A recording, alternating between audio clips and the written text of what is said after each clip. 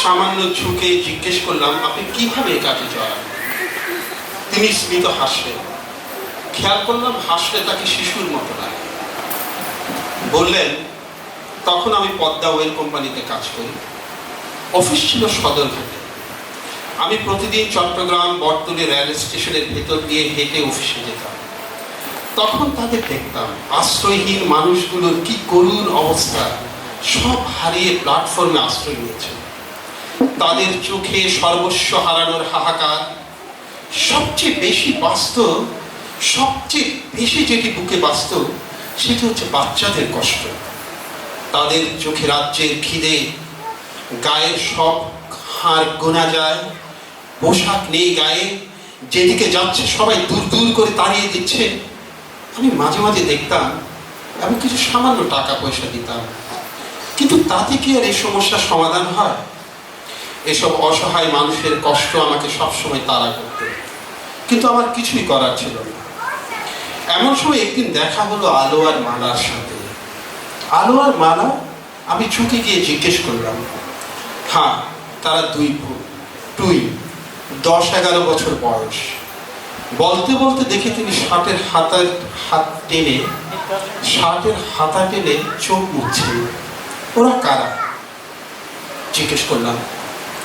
কুড়িগ্রাম থেকে এসেছিল বাবা মায়ের সাথে। মঙ্গা তাদের সব কেড়ে নিয়েছে, তাই কাজের আশায় পরিবারটি ঠাঁই নিয়ে বটতলী রেল স্টেশনে। সেখানেই তাদের সাথে দেখা। প্রথম যেদিন চোখে পড়ে সেদিন দেখি দুটো ফুটফুটে বাচ্চা মেয়ে প্ল্যাটফর্মে কেউ একজন অর্ধেক খেয়ে ফেলে গেছেন এমন একটি চিপসের প্যাকেট থেকে খুব তৃপ্তি নিয়ে খাচ্ছে। আহ, কি মায়া তাদের চেহারায়, যেন মোমের আলো গলে গলে পড়ছে। আমি পায়ে পায়ে তাদের দিকে এগিয়ে গেলাম। আমাকে দেখে তারা ভয় কুঁচকে গেল, কিন্তু একজন দুহাতের মুঠিতে চিপসের প্যাকেটটি আঁকড়ে ধরে আছে। তাদের ভয় আমি যদি তা কেড়ে নিই। আমি নরম গলায় জিজ্ঞেস করলাম, মা, খিদে লেগেছে? দুজনে মাথা নিচু করে দাঁড়িয়ে আছে, ভয় আর লজ্জায় মাথা তুলছে না। আমি আবার নরম করে জিজ্ঞেস করলাম, মা, কিছু খাবে? এবার দুজনে জোরে জোরে ওপর নিচে মাথা নাড়তে লাগলেন, তারা খাবে। আমি পাশের দোকান থেকে পাউরুটি, কলা, দুটো লজেন্স কিনে তাদের হাতে দিলাম। সামান্য খাবারগুলো হাতে নিয়ে তারা থ মেরে আমার দিকে তাকিয়ে রইল। তারা বুঝতে পারছে না এটা কিভাবে সম্ভব। অসম্ভব মায়াবতী মেয়েগুলো এর আগে মমতা দেখেনি। এরপর থেকে তাদের সাথে আমার খাতির। ওদের বাবা মার সাথে পরিচয় হলো। ভদ্রলোক রংপুরে বিড়ি শ্রমিক ছিলেন, পরে কাজ চলে যাওয়া চট্টগ্রাম এসেছেন কোনো কাজ পাওয়ার আশায়। এরপর থেকে বাচ্চাগুলোর সাথে আমার খুব খাতির। প্রতিদিন সকালে বাসা থেকে খাবার নিয়ে যায়। তারা অধীর আগ্রহে অপেক্ষা করে। খাবার দিলেই মিষ্টি হাসে। সে হাসিতে কৃতজ্ঞতা ঝরে পড়তে থাকে। বলতে বলতে তিনি সামনে ঝুঁকে এসে বললেন, বাদল ভাই, বাচ্চারা কিন্তু ধন্যবাদ দিয়ে হেসে, শব্দে নয়। তাদের সে হাসি যদি আপনি দেখেন, সারা জীবন এক ধরনের তৃপ্তি আপনাকে ঘিরে থাকবে। আমি ডান হাতের তালুতে চিবুক ঠেকিয়ে বললাম, পরম করুণাময় যাতে আমাকে তা দেখার সুযোগ করে দেন। তিনি গভীর মায়া নিয়ে বললেন, I do pray that you experience this great moment. আমি বললাম, তারপর আলো আর মালার গল্প বলুন। তিনি আবার ফিরে গেলেন। হ্যাঁ বাদল, এই দুটো বাচ্চা যেন একসময় আমার জীবনের অংশ হয়ে গেল। আমি ছুটির দিনেও তাদের জন্য খাবার নিয়ে যাই, আর ভেতরে ভেতরে বস্তিতে তাদের জন্য সস্তায় বাসা খুঁজি। আমার অল্প ক্ষমতায় যদি তাদের থাকার ব্যবস্থা করা যায়। মেয়ে দুটোও আমার জন্য অপেক্ষা করে, আমাকে দেখলেই ছুটে আসে, হাত ধরে চুলতে থাকে। আলো বলে, আমি আপনারে বেশি ভালো পাই। সাথে সাথে মালা জোর করে তার কথা কেড়ে নিয়ে বলে, না না, ও না, আমি আপনারে বেশি ভালো পাই। আবার আলো চিৎকার করে উঠে, না না, আমি বেশি ভালো পাই। আমি দু বোনকে আদর করে থামাতে থামাতে বলি, আমি তোমাদের খুব ভালো পাই মা। বলতে বলতে হঠাৎ তার কথা থেমে যায়। তিনি হুড়মুড় করে উঠে ওয়াশরুমে ছুটে যান। আমি অবাক হয়ে তার ফিরে আসার অপেক্ষায় থাকি। একটু পর তিনি ফিরে আসেন। বোঝা যাচ্ছে মুখে পানির ঝাপটা দিয়ে এসেছেন। জল দিয়ে জলারা, সম্ভবত তাই। মনে হচ্ছে তিনি একটু টলছেন। আমি বললাম, ভাই আপনার কি খারাপ লাগছে? তাহলে আজ বাদ দিন। তিনি হাত নেড়ে আমাকে বসার ইঙ্গিত করলেন, তারপর জোরে জোরে দম নিয়ে একটু থিতু হয়ে বললেন, এভাবে কয়েক সপ্তাহ কেটে গেল। আমি প্রতিদিন বাচ্চা দুটোর কাছে যাই, গল্প করি আর অপেক্ষা করি কখন তাদের জন্য একটি বাসা খুঁজে পাবে। তারপর একদিন, বলতে বলতে তিনি থেমে যান। তার চোখ শূন্যে কি যেন খুঁজে, তারপর তা নেমে আসে আমার চোখ বরাবর। কিছুক্ষণ নিঃশব্দে তাকিয়ে থেকে তিনি বললেন, তারপরে স্টেশনে একদিন গিয়ে দেখি বাচ্চা দুটো নেই। কি বললেন? নেই? কোথায় গেল? তার উচ্চারিত শব্দগুলো যেন তীব্র বেদনার গোলা হয়ে ছুটে এসে আমাকে ধাক্কা দিল। না বাদল ভাই, নেই।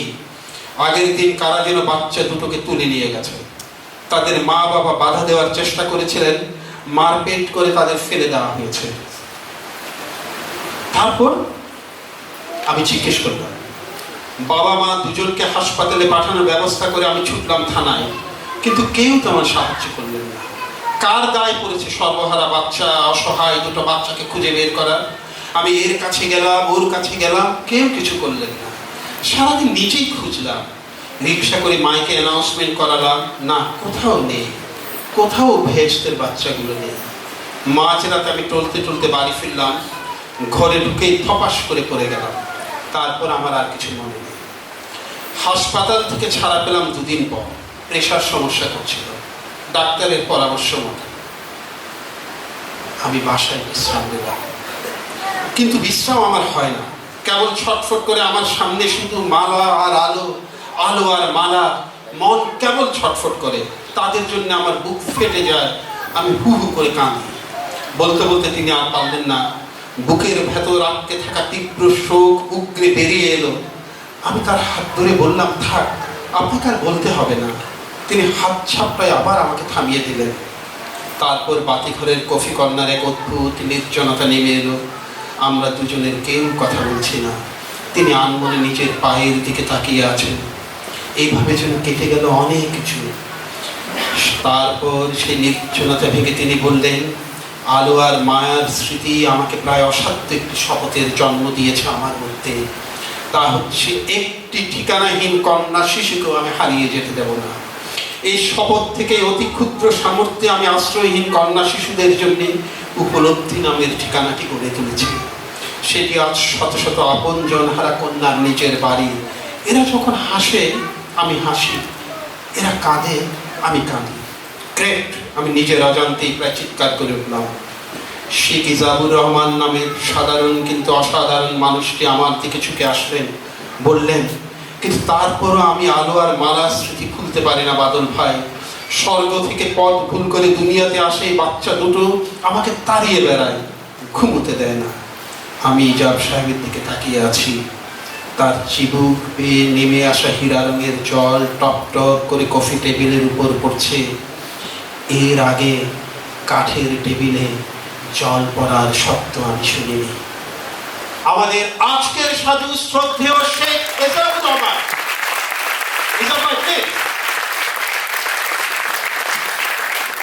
আমি অসীম স্যার এবং ওয়াহিদ স্যার, আপনাদেরকে মঞ্চে আসার জন্য মতিউর ভাই আছেন, প্রদীপ দা আছেন। আপনারা যদি আসেন এই মহৎ মানুষটিকে স্মারক সম্মাননাটি তুলে দেওয়ার জন্য।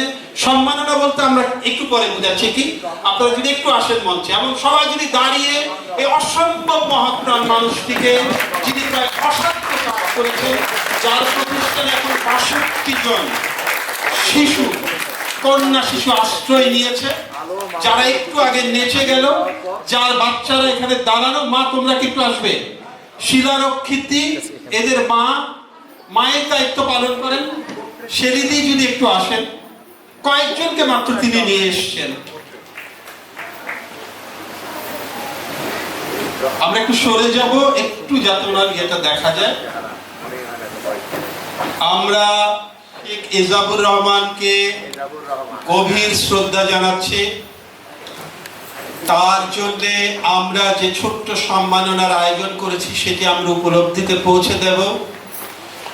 এর মধ্যে একটি হচ্ছে তার একজন একটি রাজকন্যার দায়িত্ব পেইড ফরওয়ার্ড আগামী মাস থেকে আজীবন নেবে।